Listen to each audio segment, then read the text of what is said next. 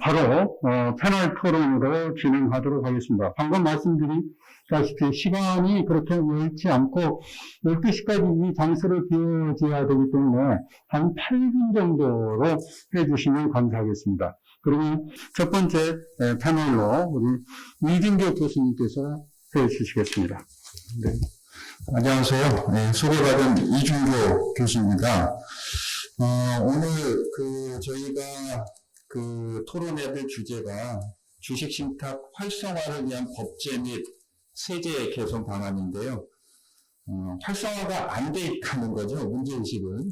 근데 활성화가 안 돼 있는 이유가 크게 이제 두 가지로 지적을 할 수가 있을 것 같습니다. 첫 번째가 이제 법적 규제가 있다는 것이고, 두 번째는 이제 세제에도 좀 불합리한 게 있다는 것인데, 세제는 신탁을 이용하면 세금을 좀 더 줄일 수 있다, 이런 측면은 아니고요. 도대체 신탁을 이용하면 세금이 어떻게 부과되는지 알 수가 없다, 불명확성에 관한 것이었습니다.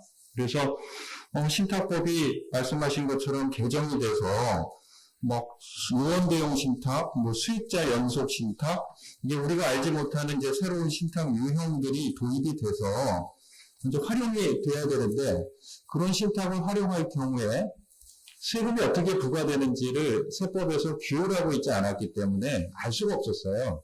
그래서 작년에 이제 세법 개정하면서 유언대용 신탁이나 또는 수익자 연속 신탁이나 하는 그런 비효크를 활용할 경우에는 세금이 어떻게 부과된다라고 하는 것을 작년에 좀 정리를 해줬습니다. 그러면 우리가 다루는 두 가지 주제 중에서 세제에 대한 불확실성은 지금 어느 정도는 완벽하지는 않지만 해소됐다라고 할 수가 있는 것이죠. 그런데 세제보다 더 중요한 법적 규제는 여전히 존재하고 있거든요. 그래서 그 법적 규제에 대해서 좀 이걸 완화하는 방안, 또는 그 규제를 없애는 방안, 이런 것들을 이제 이준기 교수님이 발표를 해주셨고, 저는 세법 개정할 때 그러한 정신들이 제가 생각하기에 좀 들어가 있는 것 같아요. 그래서 세법 개정 내용을 좀 간단하게 설명하고, 거기에서 시사점을 얻어서 법적 규제에 대한 개선 방안을 좀 우리가 도출할 수 있지 않겠느냐라고 하는 생각에서 제 토론을 하게 됐습니다. 먼저 작년에 세법 개정 내용을 제가 아까 안경봉 교수님이 간단하게 설명을 하셨지만 중복되지 않는 범위 내에서 간단하게 좀 설명을 하도록 하겠습니다. 작년에 이제 세법 개정된 전반적으로 다 개정이 됐는데요. 그 중에서 중요한 게 이제 소득 과세하고, 그 다음에 이제 상속세, 증여세 과세인 것 같아요.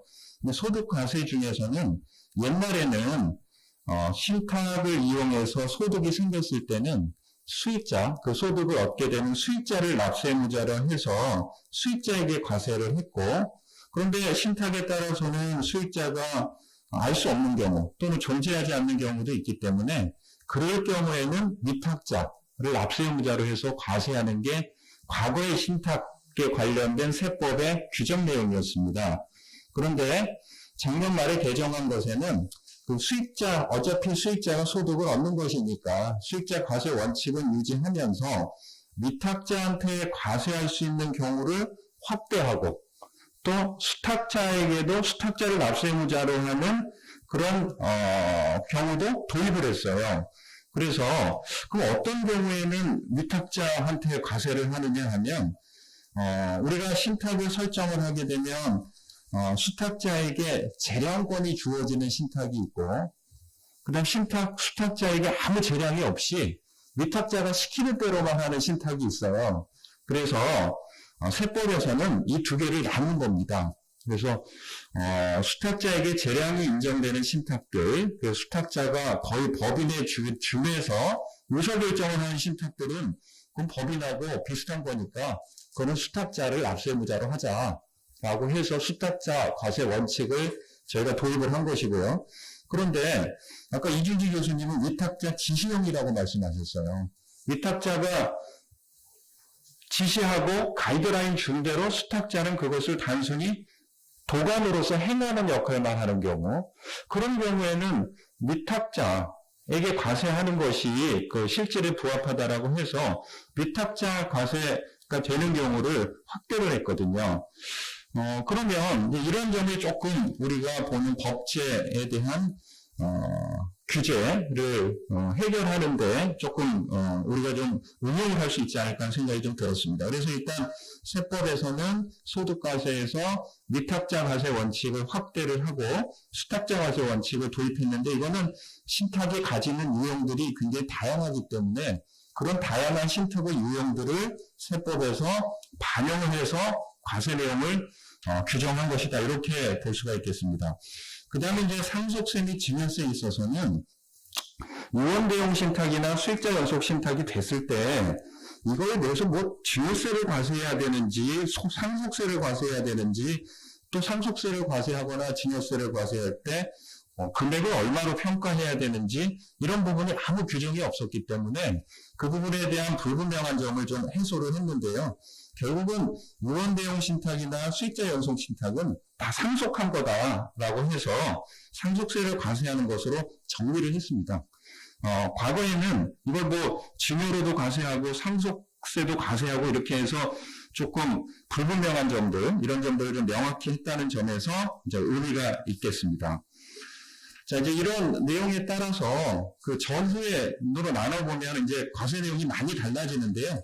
그것은 시간 관계상 이제 생략을 하고 오늘의 주된 논점인 세법 이런 개정 내용이 주식 신탁에 대한 아까 말씀하신 뭐 자본시장법 등의 규제 주는 시사점이 무엇인지를 간단히 말씀드리도록 하겠습니다.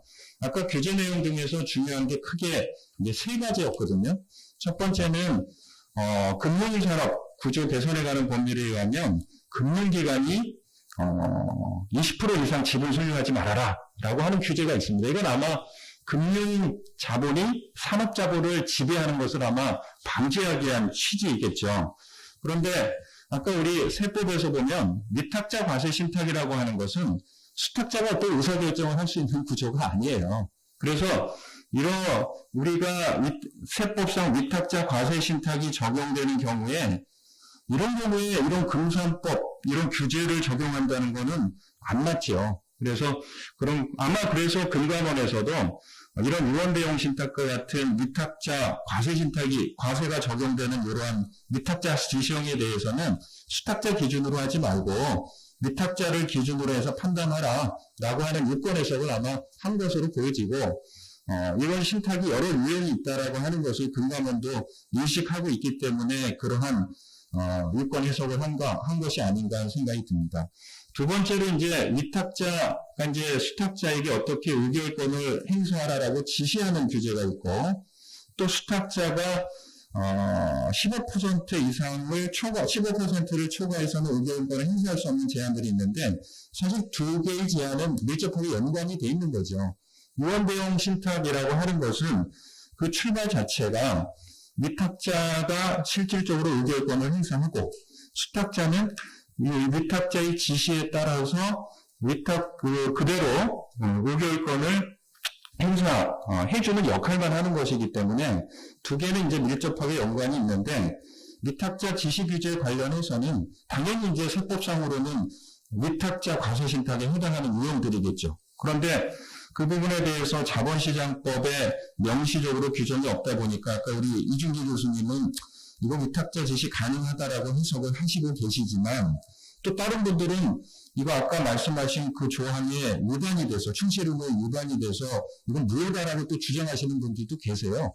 그래서 이거는 좀 입법적으로 이러한 유언대용 신탁과 같이 위탁자가 사실상 의결권을 행사하도록 되어 있는 신탁의 유형에 대해서는 명시적으로 허용해주는 입법적 해결이 좀 필요하지 않을까 생각이 들고요. 그 다음 세 번째, 이제 마지막으로,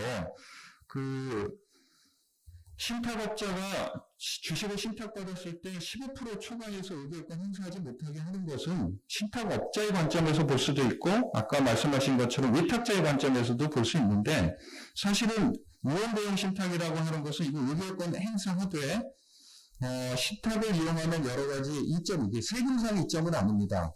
세금은 중립적인 것이고요.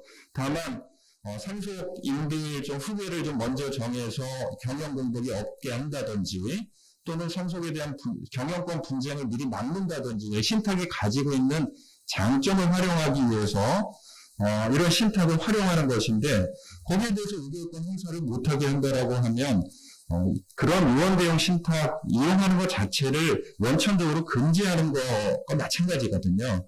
그래서 이것은 의원 대용 신탁에 대해서는 허용해 주는 것이 좀 타당하다라고 하는 생각이 들고, 그 다음에 이것과 우리가 조금 세법상 좀 비교할 수 있는 것이 아까 이제 공익법인 또는 공익법인에 준하는 세대상 혜택을 받는 이제 공익신탁에 내가 출연하는 경우랑 좀 비교할 수가 있어요.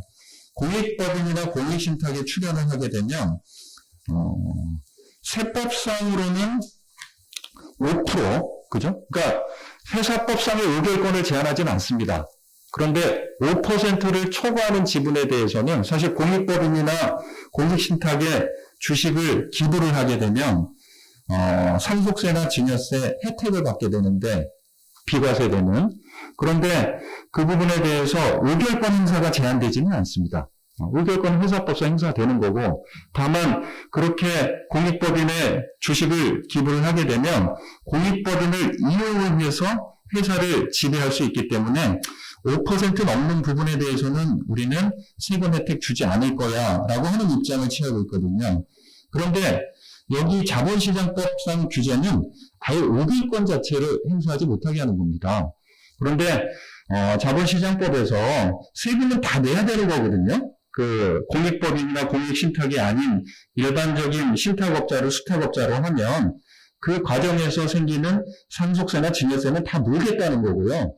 다만 의결권 제한만 풀어달라는 얘기이기 때문에 상증세법하고 규율하는 게 좀 다른 측면이 있는데, 이 점은 가업신탁이 가지고 있는 장점들이 있기 때문에 세금은 다 물되 제한권 제한, 의결권 제한은 좀 풀어주는 식으로 해서 가업 상속 신탁이 좀 활발하게 좀 이용될 수 있도록, 그거는 가업 상속 신탁의 존재 자체를 부인하는 조항이라고 생각이 됩니다. 그래서 이 점에 대해서는 조금 좀 규제를 완화해 주는 게 필요하지 않을까 하는 생각이 들었습니다. 네, 이상 토론을 마치도록 하겠습니다.